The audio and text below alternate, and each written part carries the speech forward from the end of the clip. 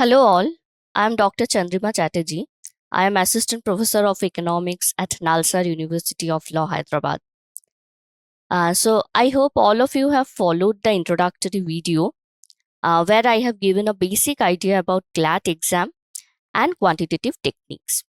So let us have a very quick recap of what we discussed in the previous video of this lecture series. So first we started with CLAT exam, right? So what is CLAT exam? What is the question? What is the exam pattern? What are the number of question and what is the duration? All this we discussed. After that, we discussed about subjects, right?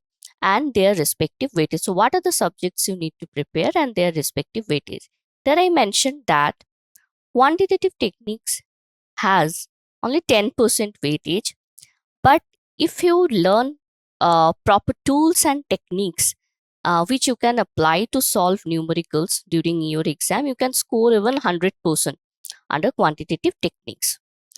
Uh, After that, we discussed question pattern of quantitative techniques, old question pattern and new question pattern, where I have shown you that in last few years, the question pattern of quantitative techniques that was there in the exam was in textual format. So there will be a textual uh, uh, information, there will be a textual a story, a caselet, which will contain different numerical data, and you have to extract those numerical figures from that textual information, and you have to apply the mathematical required mathematical tools, and you have to solve the questions, right? So this was the pattern of question paper in quantitative techniques. After that, I have given you a basic idea of what is quantitative techniques, why we need to learn quantitative techniques, no even not for CLAT, but what is the significance of learning quantitative techniques in our daily lives, how we use quantitative techniques in our daily lives.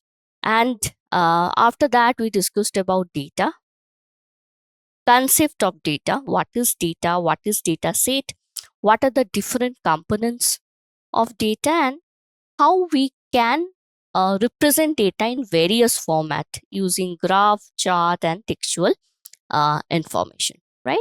So that was the introductory video which you need to learn before learning different tools and techniques of quantitative techniques, right? So today, in today's video, we will learn basic mathematical operation, which I guess everyone knows what are the basic mathematical operations, and some additional other mathematical operations. Then most important is order of operation, in which order we should use different operators using Bodmer's rule, and then we will practice some numerical problems. So without further delay, let us start with basic mathematical operations. So we all know that there are four basic mathematical operators, right? Addition, subtraction, multiplication, and division. So these are the four basic arithmetic or mathematical operators. We all know that. So it is addition is denoted by this plus sign, subtraction is by this minus sign, multiplication is by this sign, and division is by this sign. Okay, so these are the basic mathematical operators. If you want to add, suppose sum of uh, two persons income in a family, so what you will use? You will use addition, right? Suppose I have uh 10,000, suppose I want to contribute some amount out of my income to some charity, okay, and I want to know how much after the donation, how much money is left with me. Then what mathematical operator I will use? I will use subtraction, because something is subtracted from my monetary income. So in this way, these four mathematical operators we use, right, even in our daily lives. Coming to other mathematical operators, there, apart from these four basic mathematical operators, there are other mathematical operators which is also used uh, in various decision making and various way. First is exponentiation or exponential. It is mostly used in measuring power of a particular value or power of a particular number. Suppose exponential is, we will say 2 to the power 3 or 2 cube, right? So that is the power of 2. So power of 2 is 3. So this is called an exponential expression. So 2 into 2 into, we have to multiply 2 3 times. If it is 4 instead of 3, if it is 4, we have to multiply 2 into 4 times. So this is the power of 2. Okay, and as the power will change, the value of this total expression will also change. So this is exponential. Then greater than, when we compare between any two values or any two numbers, say, we use greater than sign. Greater than and also less than. Suppose 5 and 3, we are comparing between these two numbers. So what is greater in value? Obviously 5 is greater in value than 3. So we will use this greater sign. Then comes similarly less than sign, where we compare between, suppose again we will compare between two values. Suppose 30 and 76. Okay, so what is greater in value? Obviously, what is less in value? Obviously, 30 is less in value compared to 76. So we will use this less than sign. All right. Then we often use equal or not equal sign. So when we are comparing, again we are comparing here two values to equation, then we use this. Suppose I have two equation of containing two variables, so a plus b, and I'm saying that the summation of a and b is exactly equal to the summation of c plus c and d. So c and d are two different variables. So in this case, we will use this equal sign if they are equal in values. And if they are not equal, suppose I want to mention that no, they are not equal in values, then I will use this not equal sign. So that is another operator. So equal is one operator, not equal is another operator. Similarly, greater than equal to and less than equal to, that is another operator which is different from greater and less. So suppose I have a variable a and I have two other variable which is c and d, and I want to see whether a value of a is equal or greater than the summation of c plus d. Okay, I'm not sure. I mean, it can be greater or it can be equal. The value of a can be equal to the summation of c plus d, or the value of a can be greater than the summation of c plus d. In this case, we will always use this greater than equal operator. This is called greater than equal operator, greater than or equal to operator. Similarly, we have also less than or equal to operator. Same, suppose a and the summation of c plus d, and I'm not sure whether the value of a is less than c plus d, the summation of c plus d, or it is equal. So when I'm not sure, I will use this less than equal operator. So these are the some other mathematical operators apart from four basic mathematical operators, right? Next, we will move to a very important part, which is order of operations. So we have already learned what are the different types of operators. But suppose in an equation, 4-5 operators are given at the same time, and you have to solve the equation. And you don't know which one to solve first. Okay. So there is a predetermined set of rules, okay, that will help you, okay, to apply operators in a sequence. So we have to apply a sequence while using operations or while using operators in a particular equation to solve a particular equation. That is called order of operations, in which order you are solving the equation using different operators. And for that, a rule is there which is called Bodmer's rule. I will explain what is Bodmer's rule.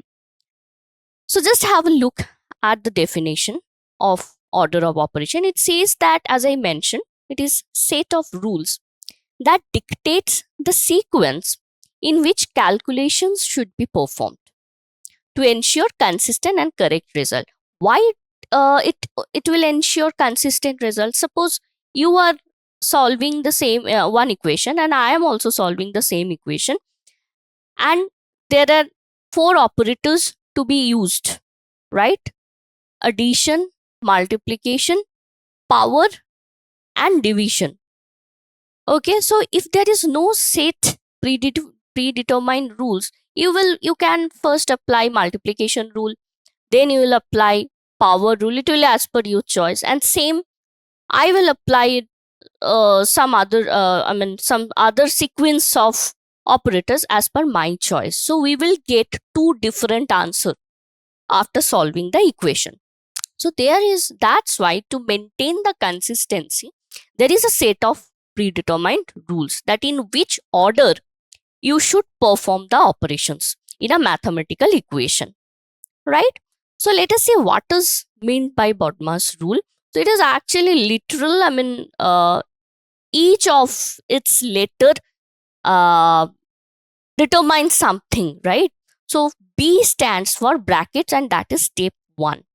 So whenever there is an equation, and if there is something in bracket, we have to perform its operation at step 1, right? As B stands for bracket. Then O stands for order. So if there is, after performing the operations under bracket, if there is some order, power, roots, we will perform that operation in step 2. In third step, we will do operation of division followed by multiplication, as M of this Bodmer stands for multiplication. After multiplication, if there is addition, we will perform that task of addition, operation of addition, and at the final step, at the last step, we will perform the operation of subtraction. So this Bodmer's rule you have to memorize. You have to memorize the meaning of each letter. BODMAS. It's very easy to memorize. B for bracket, O for order. Third step is D for division, M for multiplication, which is the fourth step. A is addition, and S is subtraction. So we'll just solve one or two numericals, which will give you a clear idea about order of operation. Okay, so let us see how to solve this equation using Bodmer's rule. So I will solve it step by step. So you can see that in this equation, there is one bracket. So we have to first perform the operation of bracket, right? So at step 1, I have to perform the operation of bracket, which is 4 minus 2. 4 minus 2 is within the bracket. So 4 minus 2 is equal to 2, right? And my equation, after each step, I will write the equation, reduced form of equation. So the equation now becomes into 2 square divided by 2, because the operation of bracket is already done in step 1. So after step 1, my equation is reduced to this form. Then in step 2, now my equation is this. So given Bodmer's rule, first bracket is done. Then in the second step, I'll do the operation of order, which is this power. Okay, I have to solve this power. So 2 square is 2 into 2, which is 4. And my equation is reduced to 3 into 4 divided by 2. So that is my equation after second step. What is the third step? In the third step, I have to perform, as per Bodmer's rule, I have to perform the division, as D stands for division. So in step 3, which operation I will perform? I will perform this operation, 4 divided by 2. So 4 divided by 2 will give me 2, right? And my equation after third step, my equation is reduced to 10 minus 2 plus 3 into 2, right? After third step. In the fourth step, I have to do the operation of multiplication, as M stands for multiplication. So step 4 will be 3 into 2, which will give me 6. And the equation is reduced to 10 minus 2 plus 6. Okay. In the fifth step, I have to do the operation of addition.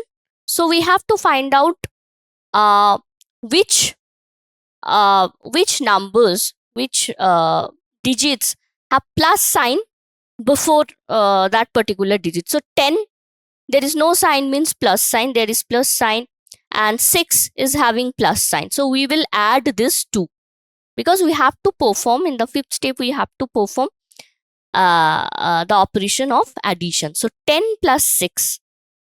In step 5, we will do 10 plus 6, which is 16. So my new equation is 16 minus 2. And the last step is step 6 is the subtraction, which I'll do. 16 minus 2 will give me 14. So using this BODMAS rule, I have solved this equation and my final result is, final value of this equation is 14, right? I have another example. So you can see here there are 2 brackets. Okay, so I'll directly do it here. I will not write the steps. Step 1, step 2. I'll directly follow BODMAS rule and I'll solve it.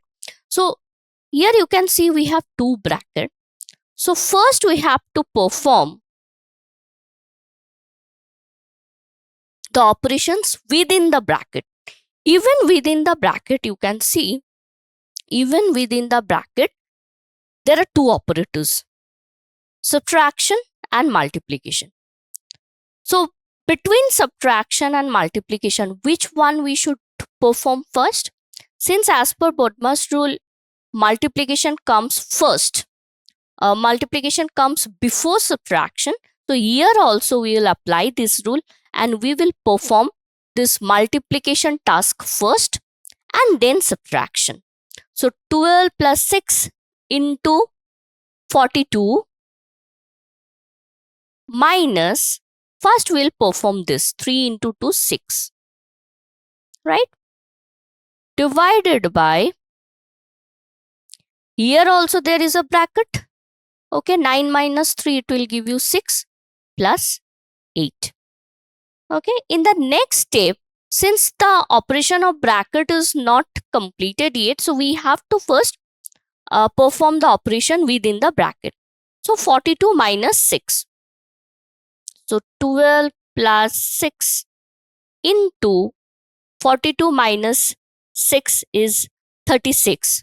So I will write 36 and the bracket will disappear because now all the operations within the bracket is already performed. So bracket will disappear here. Divided by 6 plus 8. Okay, then we have to, in the third step, we have to perform the operation of division. Okay, so which is, because there is no order, there is no square or root here. There is no order of power or operation of power. So here O is not relevant. So directly we will move to division. So 12 plus 6 into 36 by 6 will give you 6 plus 8. Okay. In the next step, so we are now left with 2 operators, plus and multiplication, addition and multiplication. So in the next step, as multiplication comes before addition, so we have to perform multiplication first, which is 6 into 6, 36 plus 8. And finally, we will perform, there is no subtraction. As there is no subtraction, so we will only perform this addition. Okay, so we will add 12 with 36 with 8, which will give us 56. So our total, our final value after solving this equation using Bodmer's rule is 56. So in this way, we can apply order of operations while mainly solving equations, right? So in the next session, we will learn about different properties of arithmetic operators or mathematical operators. There are different properties which is generally followed even for solving equation. And after that, we will solve some caselet question, caselet based question. What I already discussed, the type of case, how the type of caselet based question looks like. So we will solve some caselet based question which will be based on this operators. We will apply different operators and we will solve it. So let's meet in the next lecture. Thank you very much.